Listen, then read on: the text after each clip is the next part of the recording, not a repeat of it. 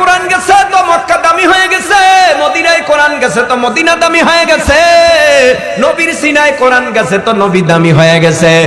এই জমিনের মধ্যে রমজান মাসে কোরআন নাজিল হয়েছে তো রমজান মাসের দাম বেড়ে গেছে। মাসের মধ্যে কোরআন নাজিল হইল রমজান মাসে তো রমজান মাসের দাম, কিন্তু যেই রাত্রে কোরআন নাজিল হওয়ার সূচনা হইল ওই রাত্রের দাম আলাদা। ওই রাত্রটার নাম কি রাত্র?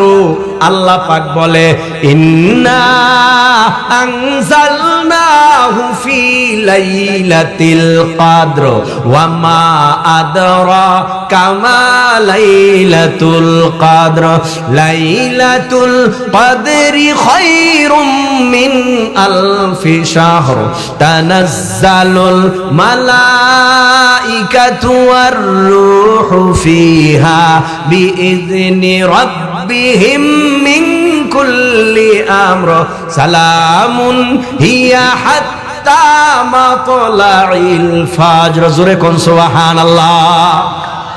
আল্লাহ পাক রব্বুল আলামিন নবীর বলে ও আর নিশ্চয়ই আমি আল্লাহ শবে কদরের রাত্রে কোরআন নাজিল করলাম। ও পয়গম্বর শবে কদর কি আপনি জানেন? এর ফজিলত কি জানেন? নবী তো জানে না, আল্লাহ নবীরে জানায় দেয় পয়গম্বর শবে কদর হলো 1000 মাস ইবাদত করার সমান এক রাত। কারণ 1000 মাস ইবাদত কইরা যেই সওয়াব শবে কদরের রাত্রে জাগৃত থাইকা ইবাদত করলে ওই পরিমাণ সওয়াব। তাহলে রাত্রের দাম কম না বেশি? হ্যাঁ, কেমন বেশি? কেমন? বলে 83 বছর 4 মাস ইবাদত করলে যেই সওয়াব শবে কদরের রাত্রটা জাগৃত থাইকা ইবাদত করলে ওই পরিমাণ সওয়াব। যার হায়াতি জিন্দেগি 80 বছর হয়, 60 বছর হয়, 40 বছর হয়, 30 বছর হয়, বালেগ হওয়ার পর থেকে কতটা শবে কদর পাইলা? বালেগ হওয়ার পর থেকে কত শবে কদর জাগৃত থাইকা আল্লাহর ইবাদত করলা? তোমার আমল নামায় কত সওয়াব। কারণ আল্লাহ পাকের নবী বলতেন, ও পয়গম্বর বলতেন, আল্লাহ অন্য নবীরা হায়াত অনেক লম্বা পাইছে, অন্য নবীর উম্মতেরা হায়াত অনেক লম্বা পাইছে, আমিও হায়াত পাবো কম, উম্মতেরাও হায়াত পাবে কম। ওরা লম্বা হায়াতে বেশি ইবাদত করেছে, 1000 বছর হায়াত পাইছে, 700 বছর 1300 বছর হায়াত পাইছে। এই হায়াতে ওরা বেশি নেক কইরা ফেলাইছে, আমার উম্মত হায়াত পাবে কম। ও আল্লাহ গো, এত নেক আমার উম্মত কেমনে করবে?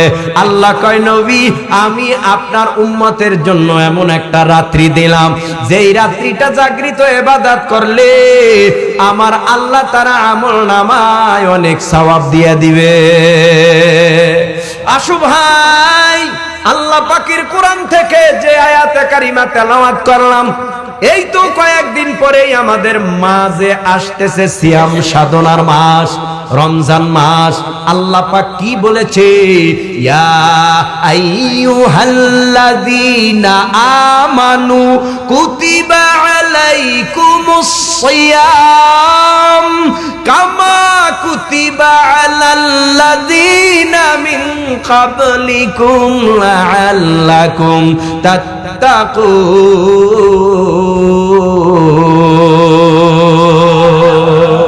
ইয়া আইয়ুহাল্লাযীনা আমানু, শর্ত আছে, শর্ত আছে।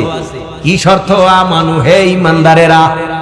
আল্লাহ বলে নাই হিন্দুরা, বৌদ্ধরা, খ্রিস্টানেরা, ইহুদি, নাসারা, চাকমা, মগ, শিখেরা তোমাদের উপরে রমজানের রোজা ফরজ করলাম। আল্লাহ বলে না ও হিন্দু তোমার উপরে রমজানের রোজা ফরজ, ও খ্রিস্টান, ইহুদি, নাসারা, চাকমা, মগ, শিখ, বেঈমানওয়ালা, বেঈমান তোমার উপরে রমজানের রোজা ফরজ। আল্লাহ বলে নাই, শর্ত হলো আমানু। ইয়া আইয়ুহাল্লাযীনা আমানু কুতিবা আলাইকুমুস সিয়াম, আমি আল্লাহ তোমাদের উপরে ঈমানদারেরা রমজানের রোজা ফরজ করলাম, যেমনি ভাবে পূর্ববর্তীদের উপরে রমজানের রোজা ফরজ করেছিলাম। কেন ফরজ করলাম? লাআল্লাকুম তাত্তাকুন, যাতে তোমরা মুত্তাকি হতে পারো, আল্লাহ ভীরু হতে পারো। জোরে কোন সুবহানাল্লাহ। রমজানের রোজা সিয়াম পালন করলে আল্লাহ ভীরু হওয়া যায়, আল্লাহওয়ালা হওয়া যায়, বুজুর্গ হওয়া যায়। সুবহানাল্লাহ। রমজানের রোজা পালন করলে তাকওয়া অর্জন করা যায়। রমজানের রোজা কেমন? নবী কয় রমজানের রোজা হলো ঢাল স্বরূপ। ঢাল দিয়া কেন উদাহরণ দিতেন? বলে তদানীন্তন সময় নবীর যুগে ঢাল দিয়া শত্রুদের আক্রমণ রক্ষার্থে এই ঢাল ব্যবহার করত। অন্য পক্ষের আক্রমণ তীরের ধনুক যেন এই ঢাল ফিরায় দেয়, তলোয়ারের আঘাত যেন ঢাল ফিরায় দেয়, এই জন্য ঢাল দিয়ে নিজের আত্মরক্ষা করত। নবী বলেন রোজা হলো ঢাল স্বরূপ। যারা রোজা রাখবে এই রোজা নামক ঢালে তাকে গুনার থেকে বাঁচায় রাখবে। যালিকাল কিতাবু লা রাইবা ফীহি হুদাল লিল মুত্তাকিন।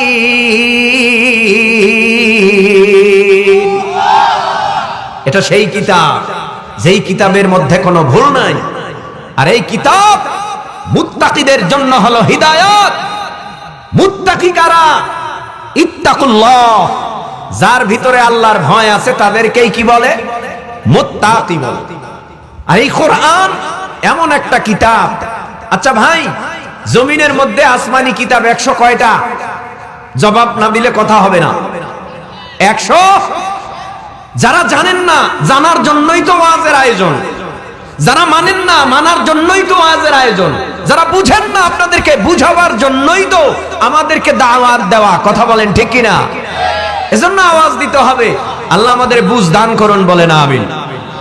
নবী রাসূল পয়গম্বর আল্লাহ পাঠাইছেন দুনিয়ার জমিনের মধ্যে লক্ষাধিক। আসমানি কিতাব পাঠাইছে মাত্র 104টা। 104খানা আসমানি কিতাব।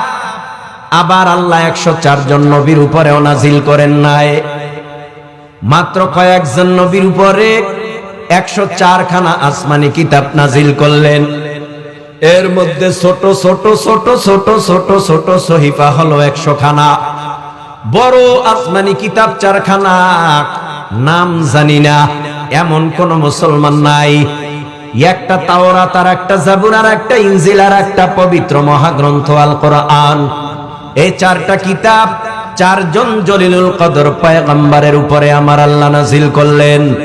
একজন পয়গম্বর মুসা আলাইহিস সালাম, আর একজন পয়গম্বর দাউদ আলাইহিস সালাম, আর একজন পয়গম্বর ঈসা আলাইহিস সালাম, আর একজন পয়গম্বর মুহাম্মাদুর রাসূলুল্লাহ সাল্লাল্লাহু আলাইহি ওয়াসাল্লাম। মুসা নবীর উপরে তাওরাত নাজিল হয়, দাউদ নবীর উপরে জাবুর নাজিল হয়, ঈসা নবীর উপরে ইনজিল নাজিল হয়, মুহাম্মাদুর রাসূলুল্লাহ সাল্লাল্লাহু আলাইহি ওয়াসাল্লামের উপরে পবিত্র মহাগ্রন্থ কোরআনুল কারীম নাজিল হয়। এ যুব সমাজ, ও তরুণ ও কিশোর, ও মুরব্বী বাবা, একটু জিহ্বা নাড়াইয়া উঁচু আওয়াজে বলো, এ জমিনের মধ্যে এখন মুসা নবী জীবিত আছে? আরো জোরে বলেন, এ জমিনে এখন দাউদ নবী আছে, এ জমিনে ঈসা নবী আছে, এ জমিনে আমার নবী আপনার নবী দো জাহানের সর্দার আছে। এ জমিনের মধ্যে মুসা নবী নাই। মুসা নবীর বিদায়ের পর মুসা নবীর উপরে নাজিলকৃত আসমানি কিতাব তাওরাত সারা দুনিয়া তন্ন তন্ন করে খুঁজলেও পাওয়া যাবে না। তার মানে মুসা নবী বিদায়, সেই আসল তাওরাত আসমানি কিতাব বিদায়, দাউদ নবী বিদায়, জাবুর বিদায়, ঈসা নবী বিদায়, ইনজিল বিদায়। জানতে চাই মুসলমানের দলেরা একটু উঁচু আওয়াজে বলো, আমার নবীও বিদায়। 1450 বছর হয়ে গেছে। মদিনার রওজা মোবারকে সবুজ গম্বুজের নিচে মায়ার নবী বিশ্রামে।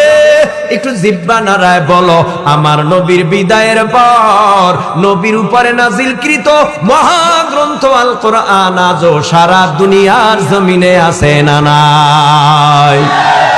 ব্যাপার কি? মুসা নবী বিদায় হলো, তাওরাত বিদায়। তাওরাত তো আসমানি কিতাব, তাওরাত নাই কোরআন আছে কেন? জাবুর নাই কোরআন আছে কেন? ইনজিল নাই কোরআন আছে কেন? 100 সহিফা জমিনের মধ্যে নাই, কোরআন আছে কেন? এটার সমাধান আল্লাহ পাক রব্বুল আলামিন বলে, জমিনের মধ্যে আমি আল্লাহ 103 খানা তাওরাত, জাবুর, ইনজিল আর সহিফা নাজিল কইরা আমি আল্লাহ বলি নাই, আমি আল্লাহ সংরক্ষণ করব। হেফাজত করব। কিন্তু কোরআন নাজিল করার পর আল্লাহ পাক রব্বুল আলামিন বলেন, ইন্না নাহনু নাযালনা যিকরা ওয়া ইন্না লাহু লাহাফিজুন।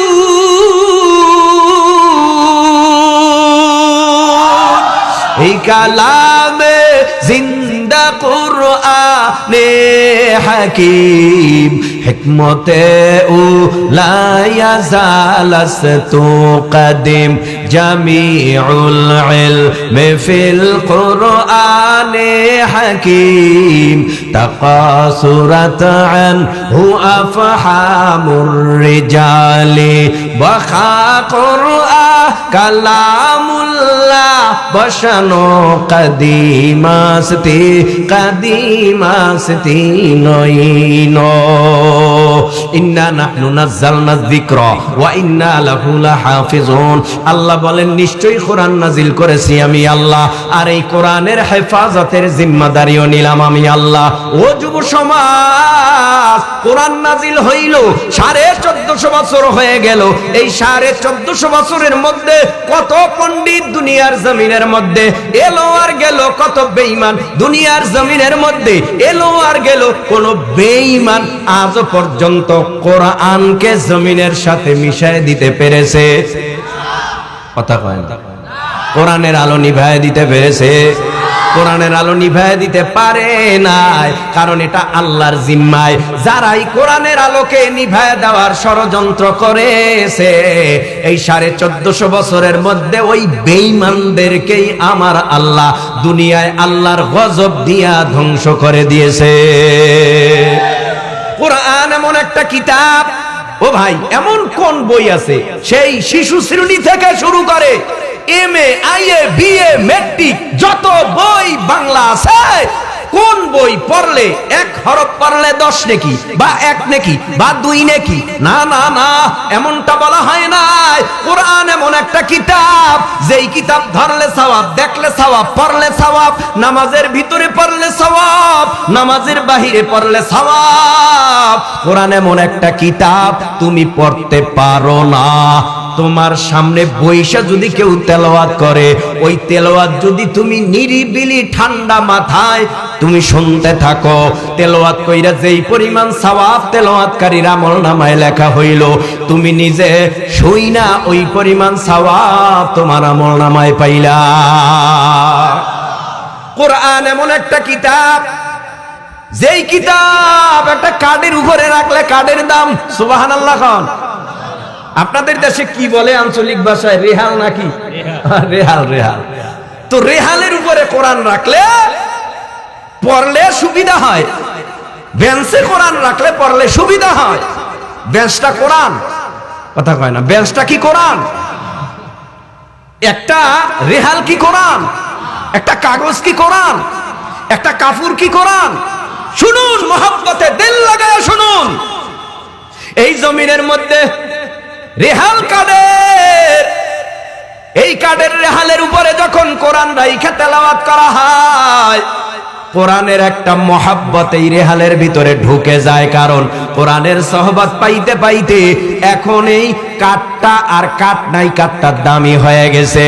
এই কাঠটা হাত থেকে পইরা গেলেও উঠাইয়া বুকে নেই, চুমু খাই। ব্যাপারটা কি? এটার সাথে কোরআনের সম্পর্ক লাগার কারণে কাঠ দামি হয়ে গেল, রেহাল দামি হয়ে গেল। একটা কাপড় দিয়া যদি কাবার বা জুজদান বানাইয়া, এরপরে যদি এই কাপড়টার ভিতরে কোরআন ঢুকাইয়া, এরপরে কাবার বানাইয়া কোরআনটাকে যদি উপরের তাকে রাখা হয়, আবার কোরআনটা ওই কাবার থেকে খোলার সময় যখন কাবারটা হাত থেকে নিজের অজান্তে পড়ে যায়, তখন এই কাবারটা উঠাইয়া পরে চুমু খাই, বুকে লাগাই।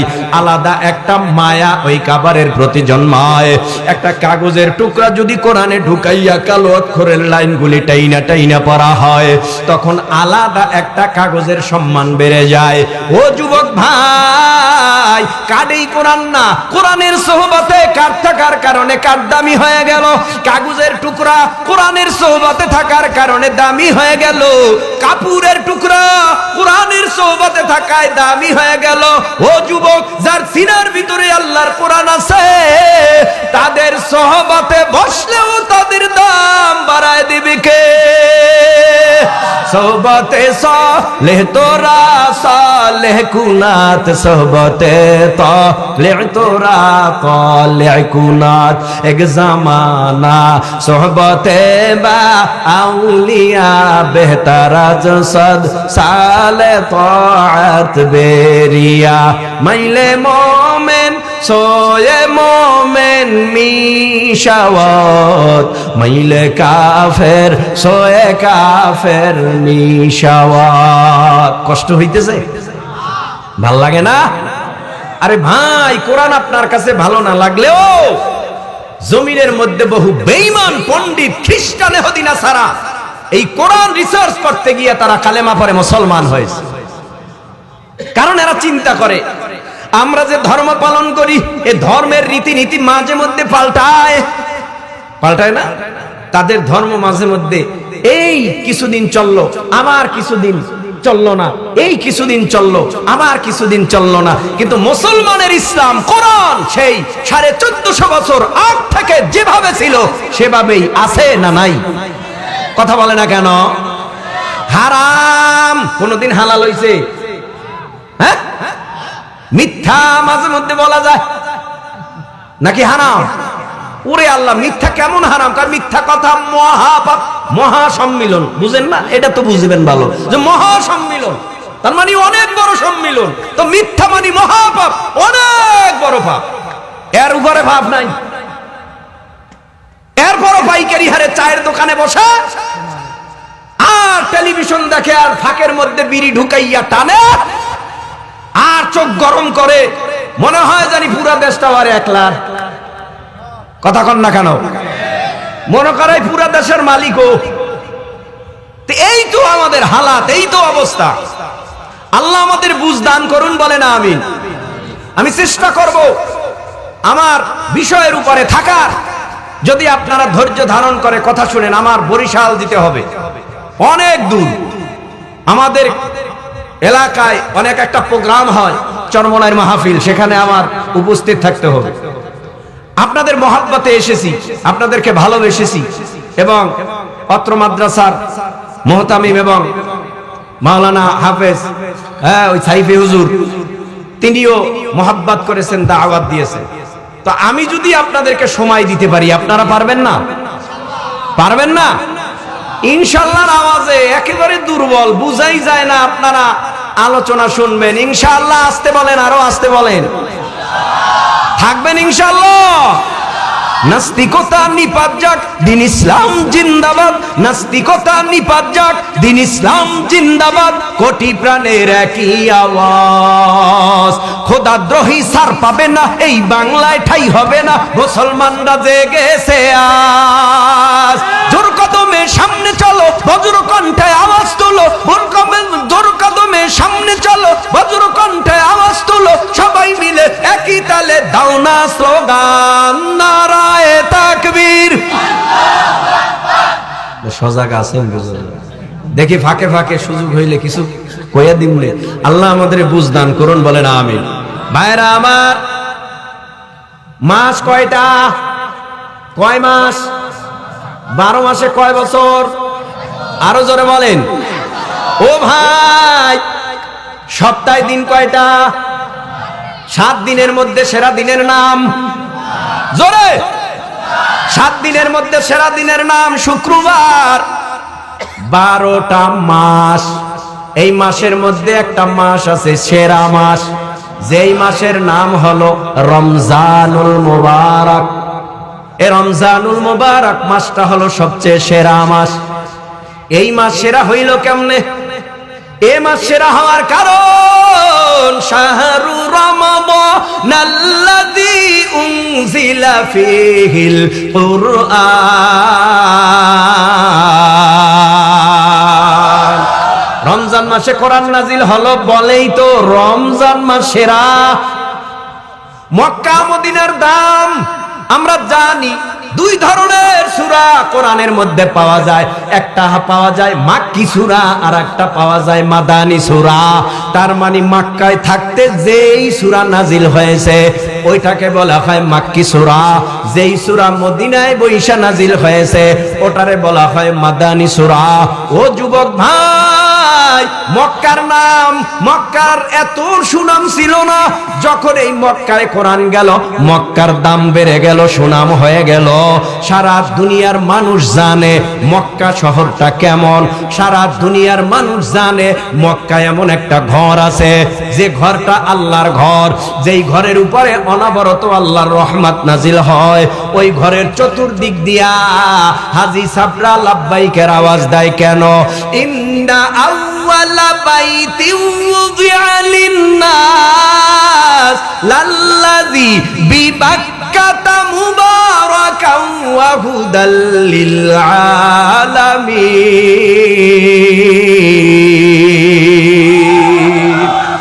মক্কায় যেই ঘর, এটা আল্লাহর ঘর। এই ঘরটা মক্কায় অবস্থান করে, এটা হেদায়েত মণ্ডিত ঘর। এই ঘরের চতুর্দিক দিয়া যখন হাজী সাহেবেরা লাব্বাইক আল্লাহুম্মা লাব্বাইক, লাব্বাইক লা শারীকা লাকা লাব্বাইক, ইন্নাল হামদা ওয়ান নি'মাতা লাকা ওয়াল মুলক লা শারীকা লাক, যখন লাব্বাইকের আওয়াজ দেয় হাজী সাহেবেরা আল্লাহর ঘরের চতুর্দিক দিয়া যখন ঘুরে, আল্লাহ পাক তখন তার অন্তরে হেদায়াত দিয়া দেয়, গলায় হেদায়েতের মালা পরায় দেয়। বহু হাজী সাহেবরা এক ওয়াক্ত নামাজও পড়তো না, হজ করার পর এখন এক ওয়াক্ত নামাজ ছাড়ে না। এরকম বহু হাজী সমাজে আছে না নাই? আবার উল্টা বলবেন, হুজুর অনেকবার হজ করেছে এখনো সুদ খায়, অনেকবার হজ করেছে এখনো ঘুষ খায়, অনেকবার হজ করেছে কপালে দাগ পরায় ফেলাইছে, এখনো নিজের জমি বাড়ায় পরের জমি কমায়। শক্ত কথা কমু, হ্যাঁ পেটে ব্যথা হয়ে যাবে, কিন্তু পেটে ব্যথা হবে। তবুও পেটে ব্যথা হলেও তো এটার ঔষধ আছে দোকানে, কথা কন না কেন? তো পেটে ব্যথা হইলে পেটে ব্যথা থামানোর জন্য আমাদের কাছে অ্যান্টিবায়োটিক আছে, ওটা খাইলে আর পেটে ব্যথা থাকবে না। ঠিক কিনা জোরে বলে? আল্লাহ বুঝদান, জোরে বলে না আমিন। আপনাদের আওয়াজ যত বাড়বে আমারটা বাড়বে, আপনাদেরটা কমবে, আস্তে দুই হাত উঠে যাবে। আল্লাহুম্মা আমিন হয়ে যাবে। ভাইরা আমার, আখিরি জামানার পয়গম্বর মুহাম্মদুর রাসূলুল্লাহ সাল্লাল্লাহু আলাইহি ওয়াসাল্লাম বলেন, মক্কার ঘর খানায় কাবা বাইতুল্লাহটা এমন ঘর, যখন সর্বপ্রথম তোমাদের নজরে সরাসরি খানায় কাবা বাইতুল্লাহটা পড়িয়া যায়, তখন আল্লাহর কাছে ওই ঘর দেখে যেই দোয়া করবা আমার আল্লাহ সাথে সাথেই তোমার দোয়া কবুল করে নিবে। প্রশ্ন হতে পারে, ও হুজুর কত হাজী মক্কা মদিনায় দৌড়াইয়া আসছে, এখন ওই হাজী তো আগের থেকে আরে বেশি পাজি হয়ে গেছে, ব্যাপারটা কি? বহু হাজিরা মক্কা মদিনায় যাইয়া ভালো হয়, আবার বহু হাজিরা মক্কা মদিনায় যাইয়া আরো খারাপ হয়, কারণটা কি? এটার জবাব হলো, যারা মক্কা মদিনায় যাইয়া ভালো হয়ে গেছে তারা হালাল টাকায় হজ করেছে, যারা ভালো হয় নাই তাদের টাকার ভিতরে হারাম আছে। কি আজীব কথা হুজুর, আপনি দেখছেন নি? আপনি দেখছেন হারাম আছে? আরে ভাই, মক্কায় কোরআন গেছে তো মক্কা দামি হয়ে গেছে, মদিনায় কোরআন গেছে তো মদিনা দামি হয়ে গেছে, নবীর সিনায় কোরআন গেছে তো নবী দামি হয়ে গেছে। এই জমিনের মধ্যে রমজান মাসে কোরআন নাজিল হয়েছে তো রমজান মাসের দাম বেড়ে গেছে। মাসের মধ্যে কোরআন নাজিল হইল রমজান মাসে তো রমজান মাসের দাম, কিন্তু যেই রাত্রে কোরআন নাজিল হওয়ার সূচনা হইল ওই রাত্রের দাম আলাদা। ওই রাত্রটার নাম কি রাত্র? আল্লাহ পাক বলে ইন্না আনজালনাহু ফি লাইলাতিল কদর ওয়া মা আদরাকা মা লাইলাতুল কদর লাইলাতুল কদরি খায়রুম মিন আলফি শাহর তানাজ্জালুল মালাইকাতু ওয়ার রূহু ফিহা বিইذনি রাব্বিহিম মিন কুল্লি আমর সালামুন হিয়া হাত্তা মাতলাইল ফাজর। জোরে কোন সুবহানাল্লাহ। আল্লাহ পাক রব্বুল আলামিন নবীর বলে ও আর নিশ্চয়ই আমি আল্লাহ শবে কদরের রাত্রে কোরআন নাজিল করলাম। ও পয়গম্বর শবে কদর কি আপনি জানেন? এর ফজিলত কি জানেন? নবী তো জানে না, আল্লাহ নবীরে জানায় দেয় পয়গম্বর শবে কদর হলো 1000 মাস ইবাদত করার সমান এক রাত। কারণ 1000 মাস ইবাদত কইরা যেই সওয়াব শবে কদরের রাত্রে জাগৃত থাইকা ইবাদত করলে ওই পরিমাণ সওয়াব। তাহলে রাত্রের দাম কম না বেশি? হ্যাঁ, কেমন বেশি? কেমন? বলে 83 বছর 4 মাস ইবাদত করলে যেই সওয়াব শবে কদরের রাত্রটা জাগৃত থাইকা ইবাদত করলে ওই পরিমাণ সওয়াব। যার হায়াতি জিন্দেগি 80 বছর হয়, 60 বছর হয়, 40 বছর হয়, 30 বছর হয়, বালেগ হওয়ার পর থেকে কতটা শবে কদর পাইলা? বালেগ হওয়ার পর থেকে কত শবে কদর জাগৃত থাইকা আল্লাহর ইবাদত করলা? তোমার আমল নামায় কত সওয়াব। কারণ আল্লাহ পাকের নবী বলতেন, ও পয়গম্বর বলতেন, আল্লাহ অন্য নবীরা হায়াত অনেক লম্বা পাইছে, অন্য নবীর উম্মতেরা হায়াত অনেক লম্বা পাইছে, আমিও হায়াত পাবো কম, উম্মতেরাও হায়াত পাবে কম। ওরা লম্বা হায়াতে বেশি ইবাদত করেছে, 1000 বছর হায়াত পাইছে, 700 বছর 1300 বছর হায়াত পাইছে। এই হায়াতে ওরা বেশি নেক কইরা ফেলাইছে, আমার উম্মত হায়াত পাবে কম। ও আল্লাহ গো, এত নেক আমার উম্মত কেমনে করবে? আল্লাহ কয়, নবী আমি আপনার উম্মতের জন্য এমন একটা রাত্রি দিলাম, যেই রাত্রিটা জাগৃত ইবাদত করলে আমার আল্লাহ তারা আমল নামায় অনেক সওয়াব দিয়ে দিবে। আসো ভাই, আল্লাহ পাকের কোরআন থেকে যে আয়াতে কারিমা তেলাওয়াত করলাম, এই তো কয়েকদিন পরেই আমাদের মাঝে আসতেছে সিয়াম সাধনার মাস, রমজান মাস। আল্লাহ পাক কি বলেছে? ইয়া আইয়ুহাল্লাযীনা আমানু কুতিবা আলাইকুমুস সিয়াম কামা কুতিবা আলাল্লাযীনা মিন ক্বাবলিকুম লাআল্লাকুম তাত্তাকুন।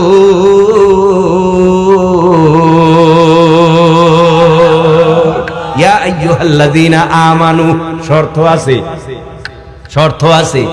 কি শর্ত? আমানু, হে ঈমানদারেরা।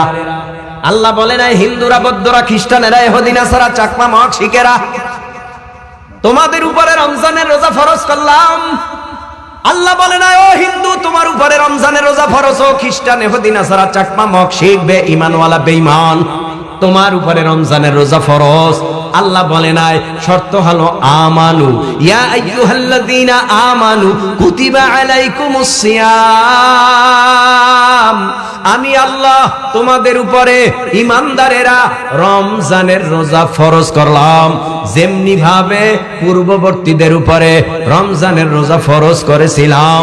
কেন ফরজ করলাম? লাআল্লাকুম তাত্তাকুন, যাতে তোমরা মুত্তাকি হতে পারো, আল্লাহ ভীরু হতে পারো। জোরে কোন সুবহানাল্লাহ। রমজানের রোজা সিয়াম পালন করলে আল্লাহ ভীরু হওয়া যায়, আল্লাহওয়ালা হওয়া যায়, বুজুর্গ হওয়া যায়। সুবহানাল্লাহ। রমজানের রোজা পালন করলে তাকওয়া অর্জন করা যায়। রমজানের রোজা কেমন? নবী কয় রমজানের রোজা হলো ঢাল স্বরূপ। ঢাল দিয়া কেন উদাহরণ দিতেন? বলে তদানীন্তন সময় নবীর যুগে ঢাল দিয়া শত্রুদের আক্রমণ রক্ষার্থে এই ঢাল ব্যবহার করত। অন্য পক্ষের আক্রমণ তীরের ধনুক যেন এই ঢাল ফিরায় দেয়, তলোয়ারের আঘাত যেন ঢাল ফিরায় দেয়, এই জন্য ঢাল দিয়ে নিজের আত্মরক্ষা করত। নবী বলেন রোজা হলো ঢাল স্বরূপ, যারা রোজা রাখবে এই রোজা নামক ঢালে তাকে গুনার থেকে বাঁচায় রাখবে। এ জমিনের মধ্যে যারা রমজানে রোজা রাখে সাহারি খায়, সাহারি খায়নি, সাহারি খায়, সাহারি খাওয়ার পর সূর্য অস্ত যাওয়ার আগ পর্যন্ত, তার মানে ওই সাহারির পর থেকে সেই ইফতার পর্যন্ত জমিনের মধ্যে বান্দার পানির পিপাসা কি লাগে না বলে হ্যাঁ লাগে, ক্ষুধা কি লাগে না বলে লাগে, সে কি কোনো সুযোগ পায় না খাইতে বলে পায়। ঘরের ভিতরে বাচ্চাও নাই, বিবিও নাই, মা নাই, বাবা নাই, পানির পিপাসায় কলিজা শুকায় গেছে, তিনি খেতে কাজ করতেছে, বিলে কাজ করতেছে, ও ভাই চাষাবাদ করতেছে। সূর্যটা চৈত্র মাসে মনে হয় যেন নিচে নেমে আসে, এমন একটা ভাব পয়দা হয়। সূর্যের প্রখর তাপে জমিনের পিচ ঢালাই, পিচগুলি গলে যায়, ঘেমে যায়, অল্প পুষ্কনির পানি গরম হয়ে যায়, খালি পায় বালু দিয়া হাঁটা যায় না, বালু গরম হয়ে যায়। এত দূর থেকে সূর্য তা দেয়, জমিনের মধ্যে পানির পিপাসা লাগে, কিন্তু কলিজাটা শুকায় যায়, তারপরও খায় না।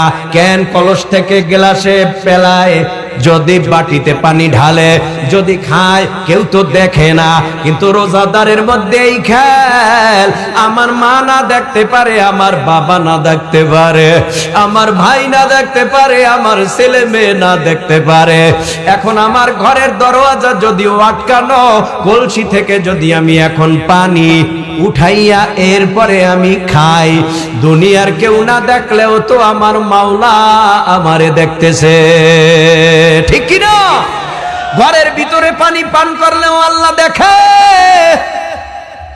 এই জমিনের মধ্যে রোজা রাখলে আল্লাহর ভয় অন্তরের ভেতরে জমা হয়, আল্লাহর ভয় অন্তরের মধ্যে জমা হতে হতে হতে হতে এই বান্দা 30টা রোজা রাখার পর যখন শাওয়ালের চাঁদ উঠে, এরপরে ঈদগার ময়দানে যাইয়া বান্দা যখন ঈদুল ফিতরের নামাজ আদায় করলো, আল্লাহ পাক তার মধ্যে এমন ভয় ঢুকায় দিছে, দাড়ি কাটতো রোজা রাইখা দাড়ি কাটা বন্ধ, আগে নামাজ ছাড়তো রোজা রাইখা নামাজ ছাড়া বন্ধ, আগে মিথ্যা বলতো রোজা রাইখা মিথ্যা বলা বন্ধ, আগে অন্যায় করতো এখন রোজার পর অন্যায় বন্ধ হয়ে গেছে।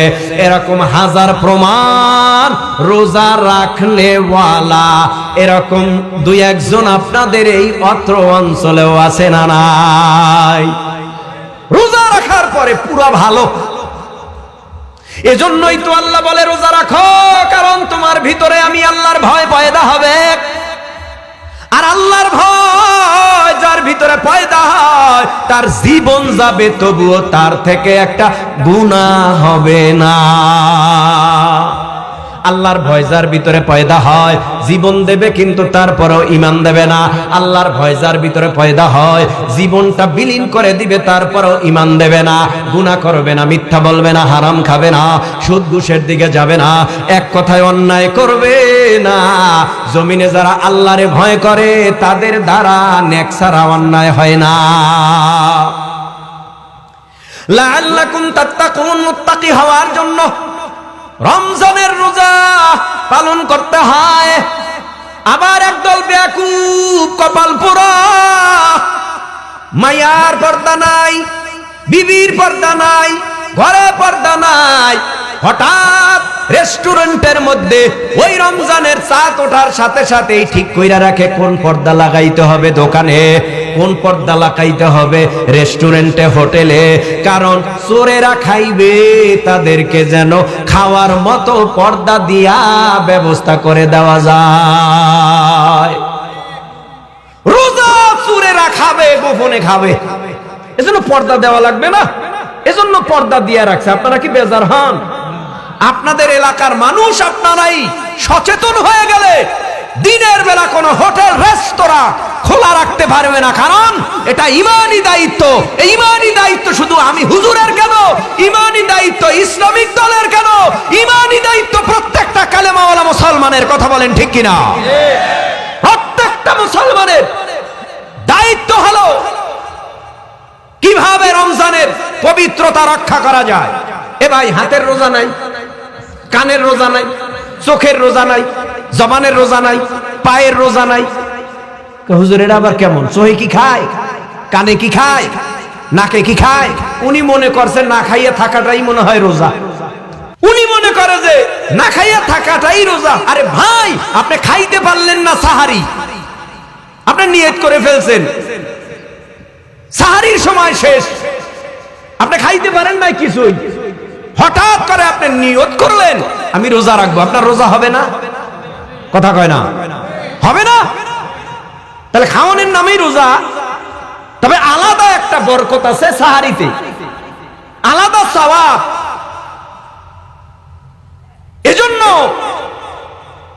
চোখের রোজা, তার মানে চোখের রোজা যেন নষ্ট না হয় এমন খারাপ অন্যায় জিনিস দেখা যাবে না রোজা রাইখা, যেইগুলি দেখলে চোখের রোজা নষ্ট হয়ে যায়।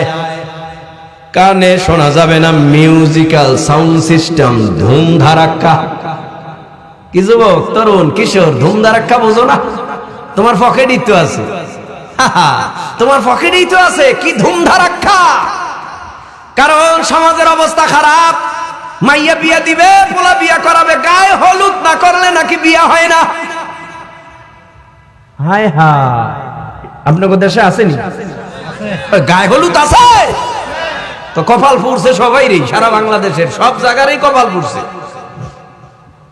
গায়ে হলুদ না হইলে বিয়া হয় না। ডেক লাগে, সেট লাগে, ডেকও লাগে, সেটও লাগে, ডেক সেট।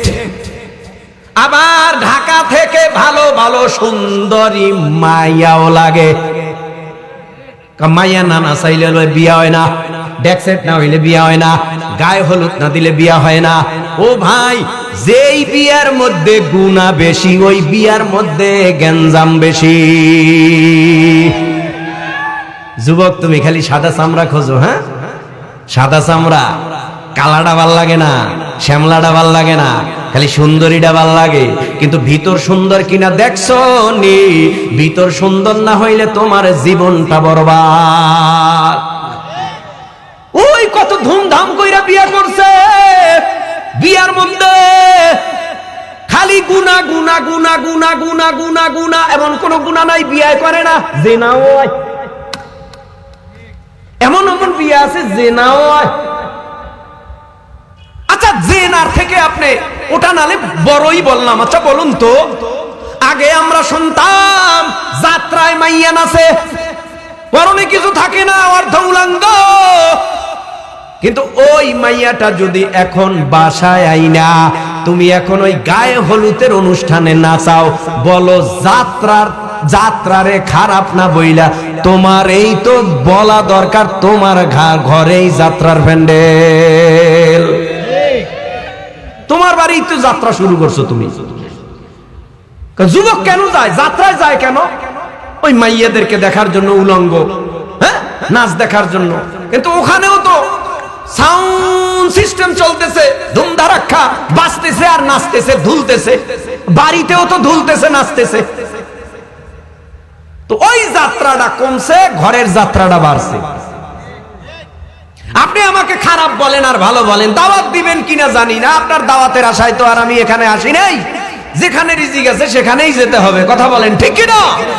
এজন্য মনে রাখতে হবে, গায়ে হলুদের নামের এই সংস্কৃতি, অসভ্যতার বেড়াজালে আমরা আবদ্ধ হব না। যুবক, যেই টাকাগুলি গায়ে হলুদে তুমি ব্যয় করবা, যেই টাকাগুলি মাইয়া নাচাইয়া বাড়িতে ব্যয় করতা, যেই টাকাগুলি অন্যায় কাজে অপরাধে ব্যয় করতা, ওই টাকাগুলি দিনের কাজে ব্যয় করবা। প্রয়োজনে তোমার বিবির জন্য কানের টানবা, নাকের টানবা, হাতের টানবা, গলার টানবা।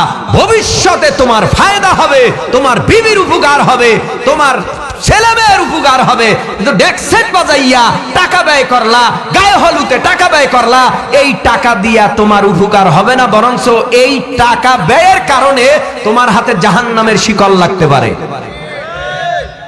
এগুলি করবেন না। করবেন? মনে রাখতে হবে, আমরা যারা এখানে আছি আমরা কেউ অমুসলিম না।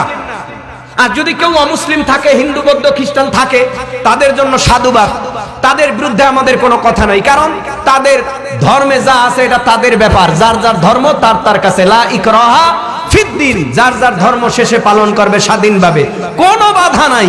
তবে আমরা যারা মুসলিম, আমরা যারা আল্লাহর বান্দা, আমাদের বুঝতে হবে আমাদের কোনো অন্যায় পথে যাওয়া যাবে। ওই যে বললাম, সাদা চামড়া দেখে বিয়ে করতে চায়, কালা চামড়া ভাল লাগে না। বাবা মার চয়েসে বিয়ে নাই, ফোনে ফোনে বিয়ে হয়ে গেছে আগেই, পরে কয় মা বিয়ে করুম, বাবারে কয় বিয়ে করুম, কারণ ওই মাইয়া চাপ দিছে তাড়াতাড়ি, আমার কিন্তু বিয়ে হয়ে যাইতেছে, তুমি কি করবা, তাড়াতাড়ি করো, নালে কিন্তু গলায় দড়ি দিয়া মরবো। তুমি কবা মরো, দেখবেন মরবে না, কারণ ধোঁকাবাজ। ওই মুরব্বীরা কয় যে বিয়ে বেড়া একটাই, পরে যেগুলি আহে সব লুবি। কথা বুঝেন না মনে হয়?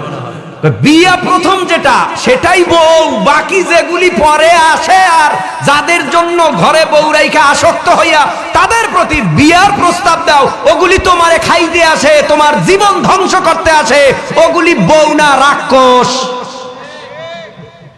ঘরের বউটারে ভালোবাসবে না, ঘরে যেই বউ আছে ওই বউরে আই লাভ ইউ ক, ঘরে যেই বউ আছে ওটারে মোহাব্বতের নজর দে, দেখবি ঘরের সংসার ভালো হবে। আর সমাজের মধ্যে বর্তমানে স্বামী স্ত্রীর মধ্যে অমিল বেশি হইল বর্তমানে মোবাইলের কারণে। রাত 12টার ফোন আইছে, স্ত্রী ফোন রিসিভ করছে, দেখে লেডিস, কি ব্যাপার, আকাম কুকাম কমবে শুরু করছো? পুরুষ মানুষ তো অল্পতে রাগ হয়ে যায়, মাথা গরম, এই তুমি কি শুরু করছো এই গভীর রাত্রে, আমি কার সাথে কথা কই? আমি তো এই, আবার মহিলাও ব্রিটিশ আছে, ও আবার রেকর্ড চালু করে রাখছে, রেকর্ডিং ফাংশন চালু করে। সাবধান, কথা সাবধানে বলবা, আমার কাছে প্রমাণ আছে। কি প্রমাণ আছে? এই এক কথায় দুই কথায় মোবাইল হাত থেকে নিয়ে কত প্রমাণ, হাত থেকে মোবাইল নিয়ে ভেঙে বলেছে, কারণ এটার মধ্যেই তো প্রমাণ। এটা ভাঙলে তো আর প্রমাণ দেখাইতে পারবে না, এটা ভাঙছে।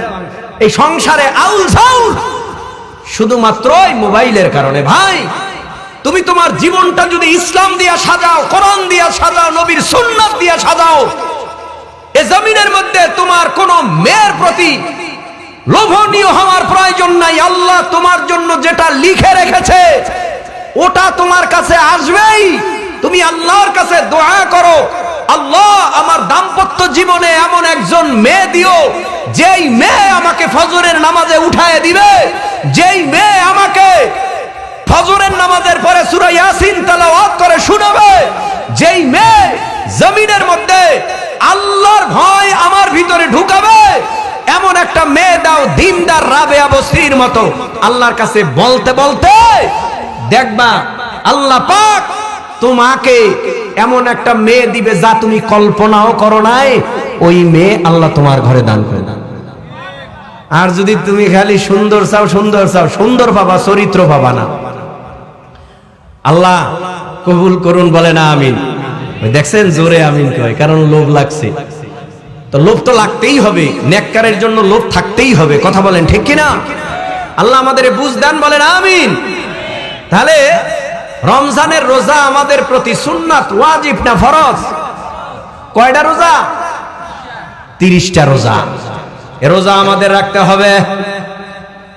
শেষ কথা রে যুবক, মদিনার মধ্যে একটা যুবক অন্যায় অপরাধ নাই এমন করে নাই, সব অন্যায় সব অপরাধ সব করিয়া চোখের পানি ফেলায় হঠাৎ ভুল ভেঙেছে, আমি যা করেছি সব অন্যায় অপরাধ। ও তরুণ যুবক, কিশোর, মুরব্বী, একটু অল্প টাইম কথাগুলি শোনেন, কিছুক্ষণের মধ্যে মোনাজাত হয়ে যাবে। দেখেন 2-1 ফোঁটা চোখের পানি ফালাইয়া এখান থেকে বিদায় হওয়া যায় কিনা। যুবকটা কান্না করে। তদানীন্তন সময় মায়ার নবী রাহমাতুল লিল আলামিনের হাতে হাত লাগাইয়া যারা কালেমা পড়ে মুসলমান হয়ে গেছে, এরা নবীর সোহবত ছাড়া ভালো লাগে না, নবীর কণ্ঠের বয়ান না শুনলে তাদের কাছে ভালো লাগে না। যুবক কান্না করে মদিনার ভেতরে চোখের পানি ফালাইয়া। উমর যাইতেছে নবীর দরবারে। কি ব্যাপার? বলে নবীর চেহারা না দেখলে ভালো লাগে না। হযরতে উমর রওনা করেছে মায়ার নবীর চেহারা দেখার জন্য, বয়ান শোনার জন্য। নুরানি রুহানি বয়ান শুনলে অন্তরটা নরম হয়ে যায়। নবীর বয়ান এত মজার বয়ান, নবীর কথা এত সুন্দর কথা, নুরানি রুহানি কথা শোনার জন্য সামনে আগাইতেছে। হঠাৎ মায়ার নবীর দরবারে যায়, মদিনায় দেখতেছে একটা যুবক গড়াইয়া গড়াইয়া ফোফাইয়া ফোফাইয়া বাচ্চাদের মতো হাউ মাউ করে কান্না করে। হযরতে উমর বলে, ও ভাই যুবক, কান্না করো কেন? কি হয়েছে তোমার? কয় ভাই আমি বড় অপরাধী, জাহান্নামের আসামি, জাহান্নামের কীট, আমি বড় অপরাধী। আল্লাহ কি আমারে মাফ করবে নাকি জাহান্নামে আমার জ্বলা লাগবে আমি জানি না, তবে আমি যেই পাপ করেছি মনে হয় আল্লাহ ক্ষমা করবে না। হযরতে উমর বলে, কি পাপ করেছো একটু শোনা যাবে? হযরতে উমরকে বলে, আপনি কি সহ্য করে থাকতে পারবেন আমার গুনার কথা শুনলে? কয় তুমি বলো না দেখি থাকতে পারি কিনা। এবার যুবক কান্না করে আর বলে, আমি এই পাপ করেছি, অন্যায় করেছি। হযরতে উমর এই পাপের কথা শুই না রাগে ফেটে পড়ে আর বলে, এত বড় অন্যায় কি কেউ করে? এত বড় অপরাধ কি কেউ করে? আমি উমর অন্যায়কারী কম না। মায়ার নবীর দেহ থেকে কল্লা নামাইবার জন্য এই হাতের তলোয়ার নিয়ে গিয়েছিলাম, কিন্তু না না, আমিও তো কালেমা পড়ে মুসলমান হয়ে গেলাম, আমিও তো অপরাধী। তবে আমার মনে হয় আমার অপরাধের চাইতেও তোমার অপরাধ আমার কাছে বড় মনে হয়। যুবক চোখের পানি ফালাইয়া কান্নার আওয়াজ আরো বাড়ায় দিছে। হঠাৎ মায়ার নবীর দরবারে হযরতে উমর চলে গেল, নবীর কাছে গিয়া বসলো। বসার পর হঠাৎ নবীর নজর পড়ছে উমর দি চোখের পানি ফালায়া বাচ্চাদের মতো কাঁদে। উমর কাঁদো কেন? কয় নবী আমার গুনার কথা স্মরণ করে কান্না করি, আল্লাহ কি আমারে মাফ করবে নাকি জাহান্নামের আগুনে জ্বলা লাগবে, এই জন্য আমি কান্না করি। উমর আল্লাহর নবী বলে, উমর না, তুমি খুলে বলো। ও পয়গম্বর, আমি আপনার সোহবতে আসার সময় দেখলাম একটা যুবক হাউ মাউ করে কাঁদে, এই জন্য আমি চিন্তা করলাম যুবকটা কেন কান্দে, গুনার কারণে কান্দে। কি গুনাহ করেছে? ওই গুনার কথা শোনার পর আমি উমর চোখের পানি ফালাইতে আরম্ভ করলাম। আমি চিন্তা করলাম এত বড় গুনাহ কি কেউ করে? নবী বলেন, ওই যুবকটা কি মদিনায় আছে? নবী আপনি যদি অনুমতি দেন আমি দেখে আসতে পারি, দেখেন আছে কিনা। উমর তালাশে বের হয়ে গেল। যুবক আগের মতোই কান্না করে।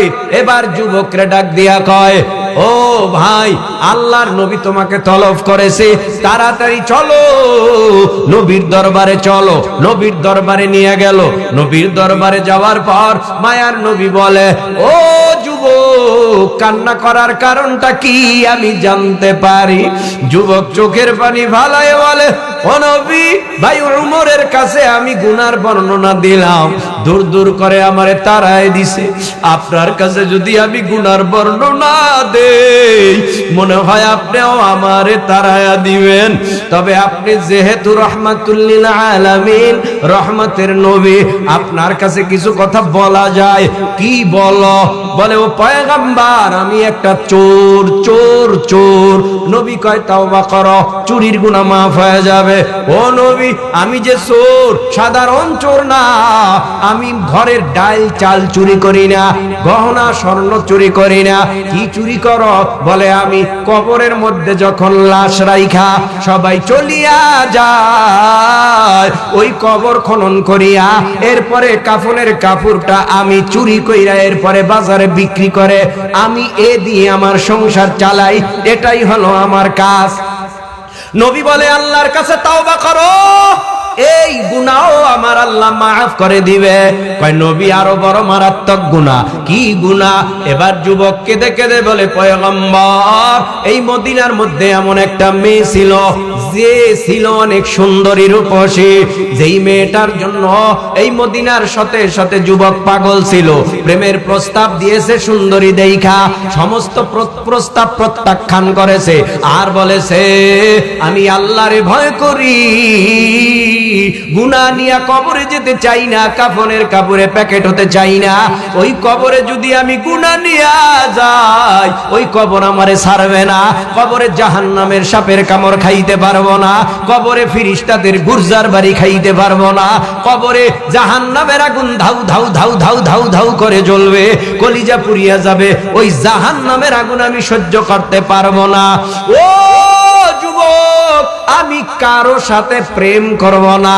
এই মেয়েটা ফজরের নামাজের পরে আমল আছে, জোহরের নামাজের পরে আমল, আসরের নামাজের পরে আমল, মাগরিব এশার পরে আমল, ফজরের পরে কি আমল? বলে সূরা ইয়াসিনের আমল, জোহরের পরে সূরা ফাতিহা অথবা আর রহমানের আমল, আসরের পরে সূরা নাবার আমল, মাগরিবের পরে সূরা ওয়াকিয়ার আমল, এশারের পরে সূরা মুলকের আমল।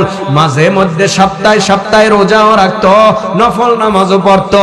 পয়গম্বর, মেয়েটা ছিল কোরআনের হাফেজা, মেয়েটা হঠাৎ মারা গেল। আমার কানে আওয়াজ গেল মেয়েটা মারা গেছে। আমি তো পাগল, কেমন করে আমি তার কাফনের কাপড় চুরি করব? এই জন্য আমি ঘর থেকে বের হয়ে গেলাম।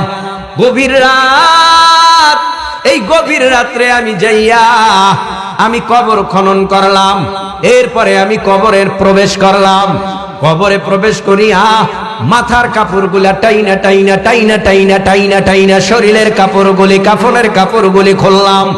ও পয়গম্বর, একটা কাপড় না, দুইটা কাপড় না, এমন 5টা কাপড় আমি খুইলা প্যাকেট বানাইলাম। আমি কবর থেকে উঠে যাব। এমন সময় শয়তান ওয়াসওয়াসা দিয়া কয়, ও যুবক, কাপন চুরা, জীবনে তো কম অন্যায় করস তাই, কাফনের কাপড় কম চুরি করস তাই, কিন্তু যেই মেয়েটার কাফনের কাপড় চুরি করতেছো, এই মেয়েটার দিকে তুমি একটু নজর দিয়া তাকাও। মেয়েটার চেহারা কেমন জানোনি? কত যুবক এই মেয়েটার জন্য পাগল ছিল জানো না? মেয়েটার দিকে তাকায় দেখো। শয়তান ধোঁকা দিয়া, ও পয়গম্বর, মেয়েটার দিকে আমি তাকাইলাম। মেয়েটার দিকে তাকাবার পর আমার কাম ভাব বেড়ে গেল, মন চায় তার সাথে জিনা করি। এই মৃত্যু লাশের সাথে আমি ওই কবরের মধ্যে বসে মেয়েটার সাথে জিনায় লিপ্ত হয়ে গেলাম। ও পয়গম্বর, জিনায় লিপ্ত হওয়ার পর ওই কবর থেকে আমি উঠে আসব, এমন সময় মনে হলো কবরের মেয়েটা জীবিত হইয়া আমাকে বলে, ও কাপনচোরা যুবক, জীবনে তো অন্যায় অপরাধ কম করো নাই, এখন আবার আমি আল্লাহর কাছে সব সময় দোয়া করেছিলাম, ও আল্লাহ গো, জীবনে গুনার স্পট আমার শরীরে লাগাই নাই, হায়াতে জিন্দেগিতে যেন আমার দ্বারা কোনো গুনাহ না হয়। ও আল্লাহ, তুমি আমারে মাফ কইরা কবরে নিও। আমি নিষ্পাপ হইয়া কবরে আসছি, গুনার স্পট লাগাই নাই, আমার দেহের মধ্যে অপবিত্রর ছাপ নাই, আমার দেহটা পবিত্র। এই কবরের মধ্যে আসছি, আমি ভাবছিলাম এই পবিত্র অবস্থায় আল্লাহর আদালতে উঠব, কিন্তু তুই এত বড় নেমক হারাম, এত বড় পাপিষ্ঠ, এত বড় আল্লাহর দুশমন, এত বড় আল্লাহর দুশমন, এত বড় বেঈমান, তুই আমার মতো একটা নেককার মানুষকেও ছাড়লি না, কবরের মধ্যে নাপাক বানাই দিছো। অপেক্ষা কর, কিয়ামতের ময়দানে আমি আল্লাহর আদালতে তোর বিরুদ্ধে মামলা দায়ের করব। আমি হাঁটি, আমার কানে বেশি আছে, তোর মধ্যে কি আল্লাহর ভয় নাই? আমি খানা খাইতে যাই, আওয়াজ বেশি আছে কানের মধ্যে, তোর মধ্যে কি আল্লাহর ভয় নাই? তুই কেমন কইরা জাহান্নামের আগুন সহ্য করবি? কবরের মধ্যে তুই আমারে নাপাক বানায় দিছ, কবরের মধ্যে আমার মতো মহিলাটাকেও তুই জেনা কইরা ফলাইছ। এই বলে কান্না করি, আমার ভিতরে ভয় ঢুকে গেছে। এই চেহারা আমি আল্লাহর আদালতে কেমনে দেখাবো? আমি মার কাছেও এই গুনার কথা বলতে পারবো না, বাবার কাছেও বলতে পারি না, কেউ কাছে বলতে পারি না। যদি দুনিয়ার কোনো মানুষ জানে আমি এই গুনাহ করেছি, তাহলে আমার গলায় জুতার মালা, ঝাড়ুর মালা পরায়া রাস্তায় রাস্তায় হাঁটাইতো। ও পয়গম্বর, এই অন্যায় আমি করেছি। নবীও কাঁদে, সাহাবায়ে কেরামও কান্না করে গুনার কথা শুই না। নবী বলে, এমন গুনাও কি কেউ করে? যাও তুমি আমার থেকে দূরে চলে যাও, না জানি আল্লাহর গজব নাজিল হয়, আল্লাহরে ভয় পাই। এই কথা বলে যুবক চলে গেল নিরাশ হইয়া। যাবে কোথায়? মার কাছে যাবে, বাবার কাছে যাবে, ভাইয়ের কাছে যাবে, সমাজের কাছে যাবে? না না না না না না না।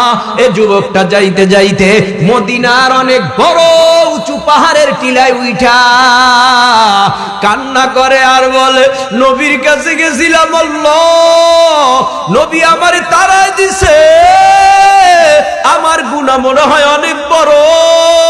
ও আল্লাহ, কোথায় যাব? যাওয়ার মতো কোনো জায়গা নাই। তোমার দরবারে আমি আসছি, আমি তো অপরাধী। আল্লাহ তুমি তো আমারে বানাইছো, অপরাধ তো কইরাই ফালাইছে, কিন্তু এখন যাব আর কই? তুমি মাফ না করলেও তোমার দুয়ার ছাড়বো না। তুমি মাফ করলে করো, না করলে নাই, কিন্তু তোমার দরজা ছাড়বো না। খানার খেল নাই, ঘুমের খেল নাই। এ বান্দা সেজদায় পরে কাঁদতেছে, চোখের পানি ফালাইতেছে। হঠাৎ একদিন, 2 দিন না, 10 দিন, 20 দিন, 30 দিন কান্না করলো।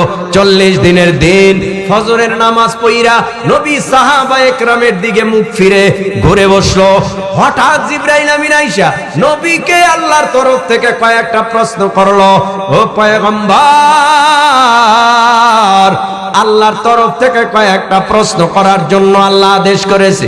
কে প্রশ্ন ভাই? জিবরাইল করো। সারা দুনিয়া কে বানাইছে? নবী বলেন, আল্লাহ বানাইছে। তামাম পৃথিবীর মাখলুক কে বানাইছে? কয় আল্লাহ বানাইছে। রিজিক কে দেয়? বলে আল্লাহ দেয়। সবই আল্লাহ। কয় হ্যাঁ। বান্দা যদি অন্যায় করে, গুনাহ আপনি ক্ষমা করেন নাকি আল্লাহ করে? কয় আল্লাহ করে।